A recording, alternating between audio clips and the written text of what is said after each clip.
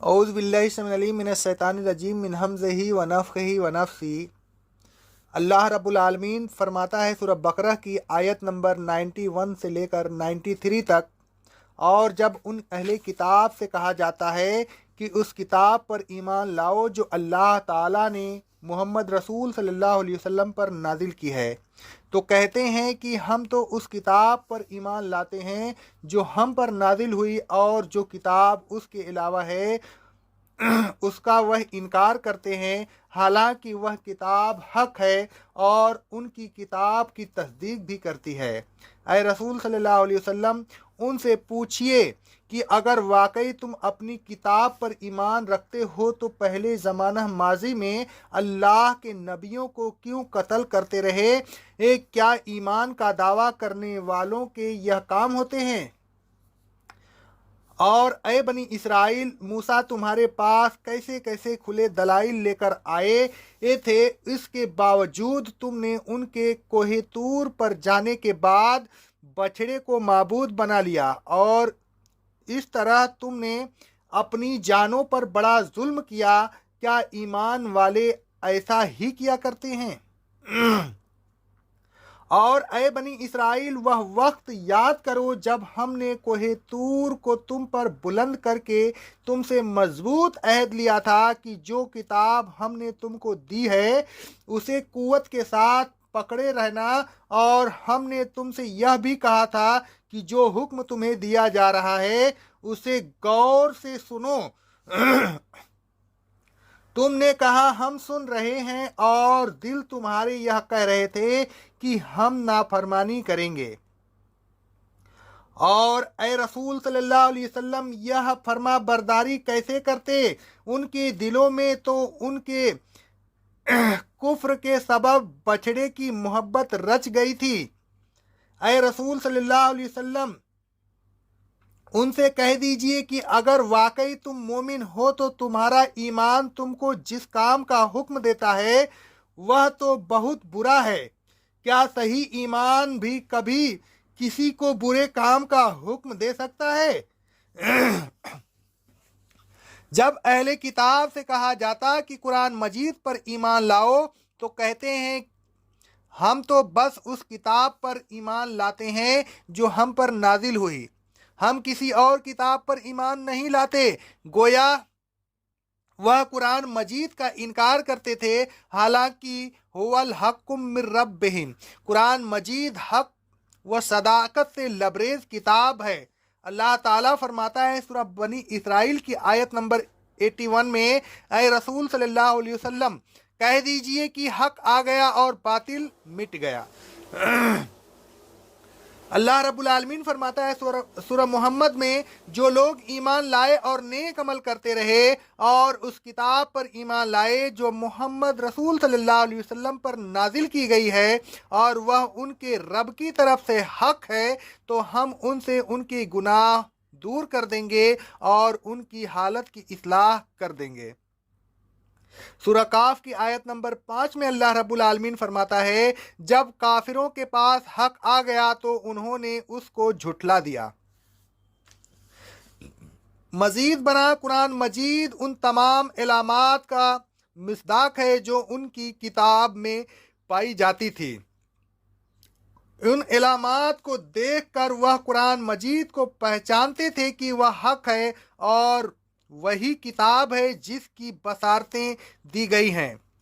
फिर वह यह भी देख रहे थे कि कुरान मजीद उनकी किताब की तस्दीक भी करता है, ताहम वह कुरान मजीद पर ईमान नहीं लाए और बड़े फ़ख्र के साथ तौरेत पर ईमान लाने का दावा किया। तो अल्लाह ताला ने फरमाया कि तौरेत पर ईमान लाने का दावा भी सही नहीं, इसलिए कि अगर तौरेत पर तुम्हारे ईमान का दावा सही होता तो फलेमा तख्तुलून, उन अम्बिया अल्लाह है अम्बिया अलैहिस्सलाम को क्यों कत्ल करते? सुम्मस्तखज़ तुमुल इजल, बछड़े को क्यों माबूद बनाते? तौरेत के अहकाम की नाफरमानी क्यों करते? क्या ईमान ऐसी बातों का हुक्म देता है जो सरासर कुफ्र व शिर्क या फस्क है। यकीनन ऐसा ईमान नहीं बल्कि फरेब है।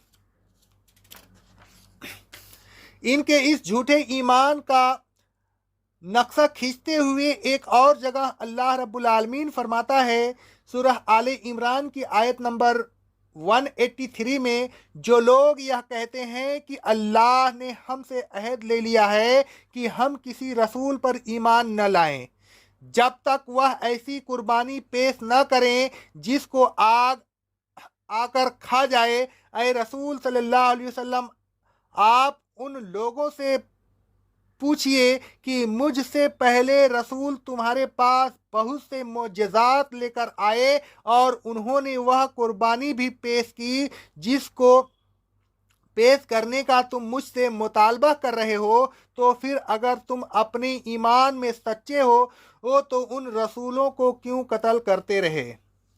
फिर अल्लाह ताला ने अहले किताब के इस दावे को कि वह तौरेत पर ईमान रखते हैं झूठा साबित करने के लिए एक और दलील दी, वह यह कि वह इज़ अखज़ना मीशाककुम, अल्लाह ताला ने कोहे तूर को उन पर बुलंद करके उनसे तौरेत पर मजबूती से अमल करने का अहद लिया था। उन्होंने अहद तो किया लेकिन दिल उनके यही कह रहे थे कि आशैना, हम नाफरमानी करेंगे, इस अहद को पूरा नहीं करेंगे। अगर वाकई वह तौरेत पर दिल से ईमान लाते तो दिल में कुफ्र को कभी नहीं छुपाते बल्कि शरह सदक दिल के साथ अहद करते वह तौरेत पर अमल करेंगे। फिर फरमाया कि ए रसूल सल्लल्लाहु अलैहि वसल्लम, यह सही ईमान ला भी कैसे सकते हैं। उनके दिलों में तो बछड़े की मोहब्बत घर कर गई है। जिनके दिलों में गैर अल्लाह की मोहब्बत रच जाए, जो मखलूक परस्ती में लुत्फ अंदोज हो, उनसे तौहीद और सही ईमान की उम्मीद रखना फजूल है। अगर उनका ईमान सही होता तो यह कुफ्र व शिर्क के काम न करते। ऐ रसूल सल्लल्लाहु अलैहि वसल्लम, आप उनसे कह दीजिए कि तुम्हारा ईमान जिन बातों का तुम्हें हुक्म देता है वह सब बुरे काम हैं। तो क्या ईमान बुरे कामों का हुक्म देता है? हरगिज नहीं। लिहाजा तुम्हारा तौरेत पर ईमान लाने का दावा सही नहीं। इन आयात में अल्लाह ताला ने अहले किताब के ईमान की कलई खोल दी और रसूल सल्लल्लाहु अलैहि वसल्लम को तसल्ली दी।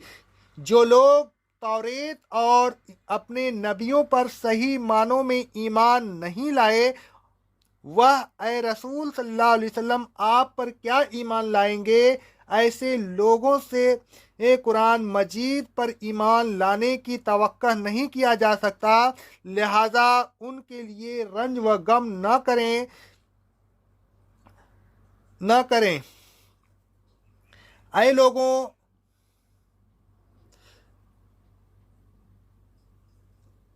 बादल नाख्वास्ता ईमान न लाएं, दिल की गहराइयों से ईमान लाएं और जो अहकाम इलाही आपके पास आ चुके हैं उनकी नाफरमानी का तसव्वुर भी न कीजिए।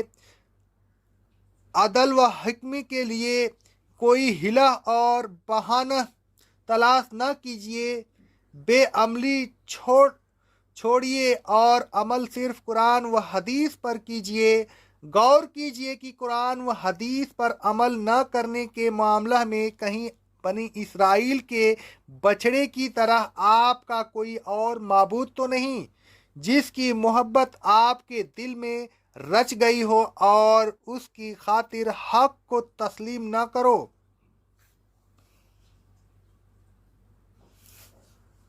कहीं ऐसा तो नहीं कि आपने अपने नफ्स को अपना रब बना रखा हो या खानदानी रस्म व रिवाज को माबूद बना रखा हो या फिरका वाराना मजहब को और अपने वकार को अपना इला बना रखा हो। ان تمام معبودان باطل کو ختم کیجیے اور صرف اللہ تعالی اور رسول صلی اللہ علیہ وسلم کی بات مانیے۔ اقول قولی ھذا استغفر اللہ استغفر اللہ استغفر اللہ۔